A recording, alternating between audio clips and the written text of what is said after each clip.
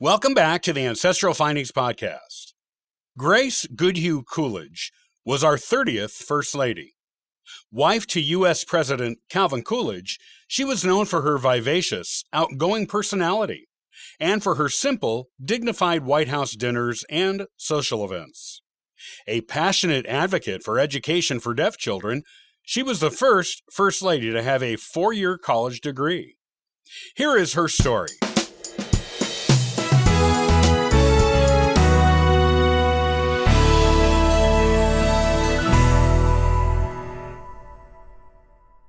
Born January 3, 1879, in Burlington, Vermont, Grace Goodhue would one day become the wife of the 30th President of the United States, Calvin Coolidge.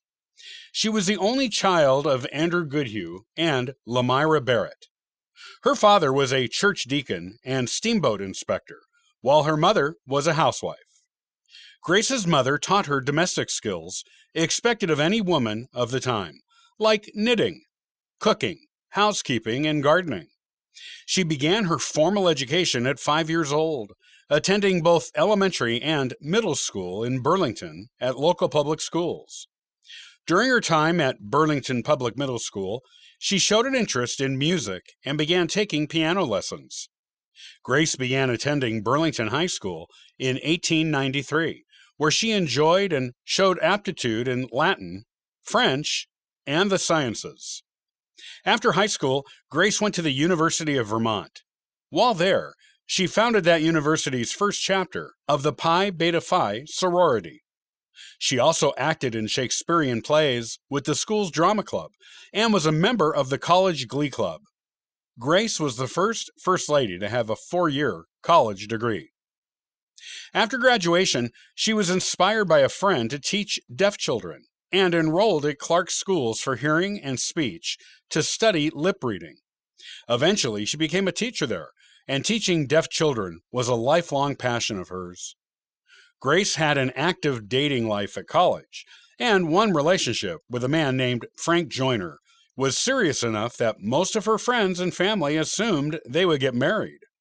However, Grace broke up with Frank in 1903 when she met a young, up-and-coming attorney named Calvin Coolidge.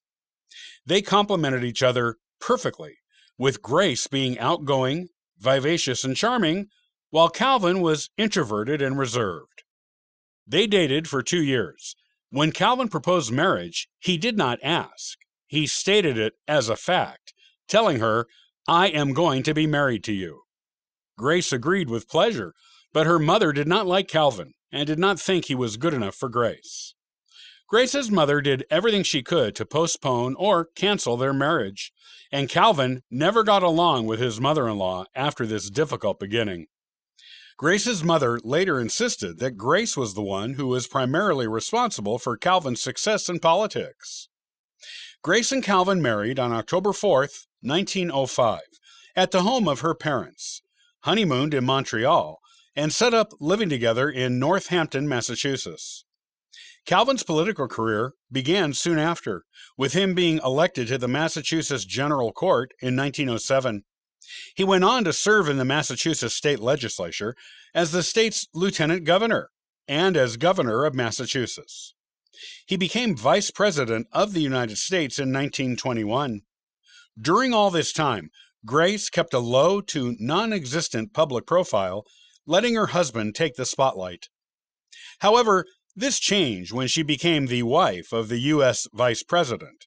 She went from simple housewife to an elite Washington socialite and quickly rose through the ranks of political wives and daughters to become one of the most popular women in the nation's capital. When Calvin became president in 1923, Grace did not speak out on social issues as her predecessor, Florence Harding, had done.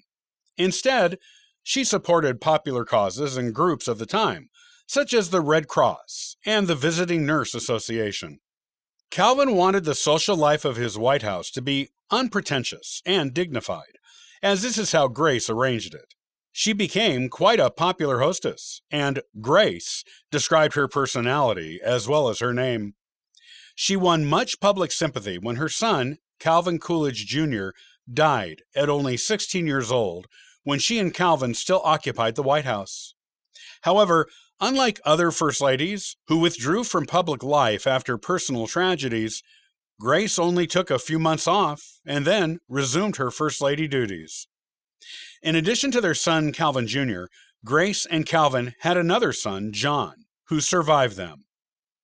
The highlight of her hosting duties as First Lady came when she and Calvin hosted a party for Charles Lindbergh after his 1927 transatlantic flight. Grace was also the first First Lady whose voice was recorded on newsreels. Previously, newsreels had been silent. Calvin and Grace were a particularly devoted couple, though Calvin did not discuss policy with her, as many presidents had done with their wives. Other presidents had relied heavily on the advice and counsel of their wives in developing policy. Grace, on the other hand, did not even know Calvin had decided to not seek re-election until she heard it on the news. Grace received a gold medal from the National Institute of Social Science, and in 1931, she was voted one of the 12 greatest living women in the United States of America.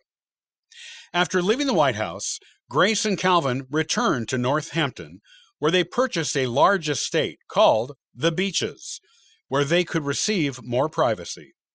Calvin died there on January 5, 1933, of a heart attack. Grace continued to live there and resumed her pre-marriage work with deaf children. She also continued volunteering for the Red Cross and participated in civil defense and scrap drives during World War II.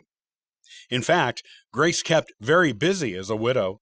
She wrote for several magazines, served on the boards of both the Mercersburg Academy and the Clark School, and joined a local group dedicated to helping Jewish refugees to America during World War II. During the war, she also loaned her house to the United States Naval Reserve Women's Reserve, also known as WAVES. Grace continued to be known as someone who had a good sense of fun and a great deal of vivaciousness and energy, and also remained committed to her pre-First Lady aversion to publicity. She died July 8, 1957, in Northampton at the age of 78, and was buried next to Calvin and Calvin Jr. in Plymouth, Vermont.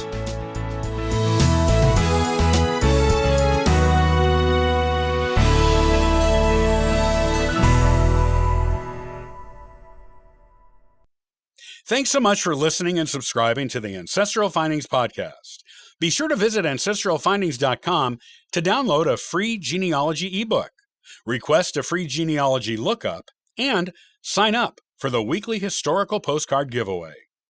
I hope you have a wonderful day and happy searching!